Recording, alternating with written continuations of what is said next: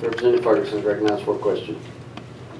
Well, first of all, I guess I would ask, it's been law for 40 years, so why is this all of a sudden a problem? Just because something has been lawful doesn't mean it doesn't need to be changed. We had slavery for how long? Did it need to be changed? Yes. Should it have ever been allowed to happen? No. There is a time where we as a society say things need to change, and sometimes they come up. Sometimes we ponder things. We pass legislation every year, and 2 or 4 years or 10 years later, we decide, you know what, that wasn't such a good idea. There are unintended consequences.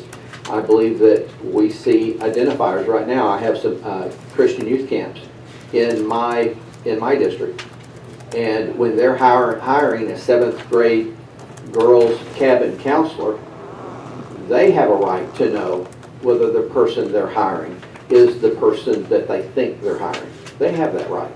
And so this allows us to go back to some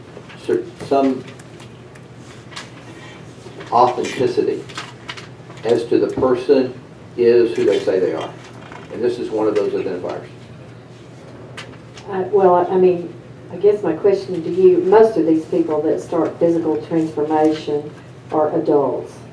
And don't you think it's more awkward that they have physically changed from male to look like female, and all of a sudden it says they're male on their driver's license? I think that's even more confusing legally than the very few situations you said about if somebody dies. I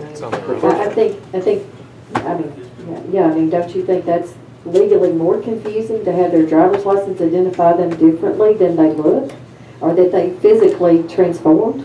Well, that's why I went back when I originally said if we need another certificate, maybe we need an identity certificate that we issue, that somebody wants to change their identity, let them do that. And I'm not opposed to that, but you know, and back to your first part of your question, is we actually do have minors that are having operations, and they're going through, they're starting that process as early as, according to our local newspaper, as a freshman in high school.